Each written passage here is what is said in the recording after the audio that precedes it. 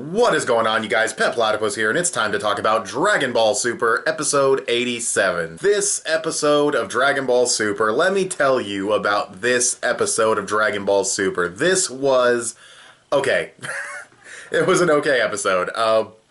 Fake hype. No, it was an okay episode. Honestly, I feel like this is probably the first really weak episode in this arc, mostly because this whole like Pepe the Frog, fucking poacher dude, really feels like filler.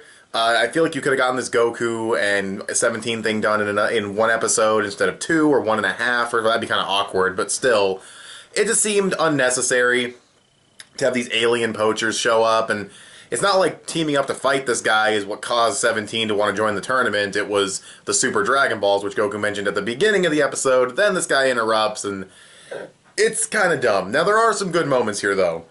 There's a fantastic Goku characterization moment at the end, not because it's anything new for Goku's character, but because he just lays out flat who he is as a character, and basically just says fuck you to all the fanboys and fans who think he's like evil now, or that he's different than he used to be.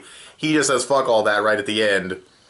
So I love that moment. And a little bit of nostalgia there too, talking about the enemies who turn into good guys, but that aside. Then we also get a funny little Jocko scene at the end, which is also kind of nice.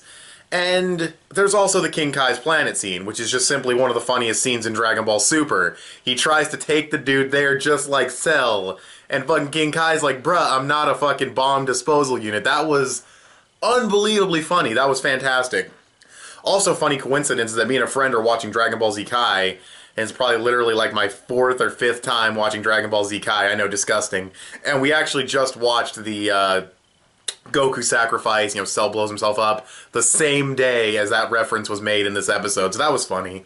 But I digress. Those are the best parts of the episode, in my opinion. The beginning of the episode's okay, they're still, they're kind of talking to each other. I kind of forget what exactly was going on in the beginning, besides him saying, oh yeah, we got the Super Dragon Balls and grant any wish. 17 thinks about it. Then the poachers show up. The whole poachers section isn't necessarily bad. It's kind of interesting to see 17, dive in there and yeah, if you're going to blow up this entire ship and blow yourself up, I'm going to sack myself for these animals. So his characterization's weird, because I can see why some people would think, oh, why is 17 he'll let the whole universe get destroyed, but he'll sacrifice himself for these animals, and he loves his family, but he doesn't care if the universe gets destroyed. They're executing it a little weird. They're not elaborating on it the way they could, but the pieces are there. And what I think 17's character is, and I'll go more into this when I make my Android 17 and 18 understanding a character video, because I can obviously go into more depth there, but he's basically a character that, as long as he's alive, he will do everything he can to help these animals. That's that's his passion. He'll love his family and everything. He's willing to give his life for them. But he's also the kind of character who's well, once I'm dead, whatever, you know what I mean? Once I'm gone, it doesn't even... If everyone's dead at once and the whole universe is wiped out, what does it even matter? There's nothing left. And if he dies, sacrifices himself to save the animals, he's gone. He's dead. He doesn't matter anymore. So I feel like that's his perspective. He's really not afraid of death at all.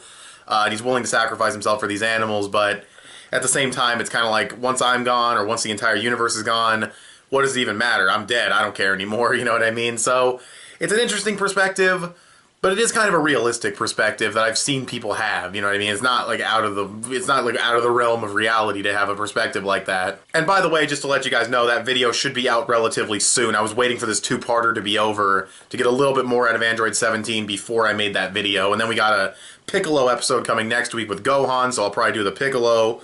Let's talk about Piccolo, understanding a character, after that episode. If we get anything, big about Piccolo, I don't know if we will or not. That's why I'm waiting. And that's about it. And there's really not much else to say about the episode. Like I said, the poaching stuff isn't necessarily bad. There's some decent animation in there. It's okay. There's some awkward stuff, too. I believe Yukihiro Kitano was a supervisor on this episode. Not the only supervisor, but I believe he was on this episode. And his episodes tend to suck.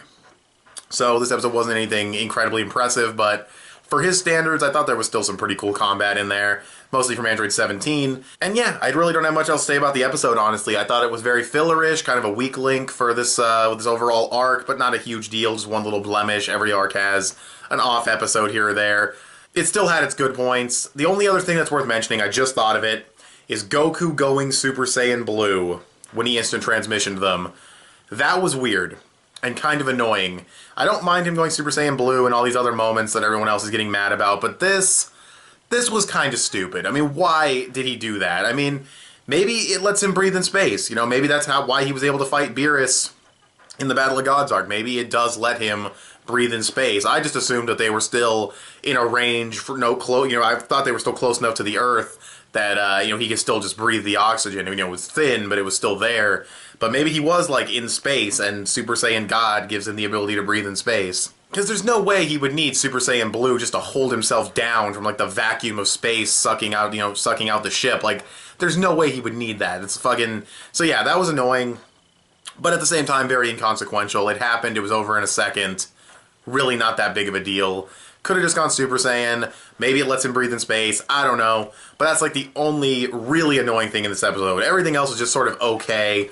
It's like a 7 out of 10 episode. It's an okay to good episode. Nothing really wrong with it. Nothing great about it. Except for Goku at the end, when he just lays down his characterization and he's just like, yeah, you call me a savior, but I just wanted to fight strong dudes and everything just sort of worked out. But if I see innocent people getting fucked with, I can't just do nothing. That's Goku. All these people who think that he's, gotten so much smarter over the years, or he was smart to begin with, or really merciful, or a hero at all, he really isn't.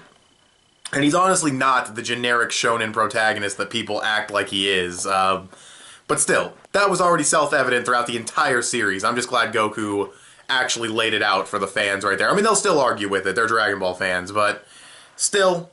Love me some Goku. Really cool that he laid out that information. So that was a great moment in the episode. Episode as a whole, just kind of okay. What did you guys think of this episode of Dragon Ball Super? You can go ahead and tell me in the comments section below. Give this video a thumbs up and share it on social media. Both those would help me out a lot. Subscribe if you haven't already, or if you like what you've seen here, click that little bell to get notifications of when my videos go out. I want to thank you guys for watching, and I'll talk to you guys later. Bye.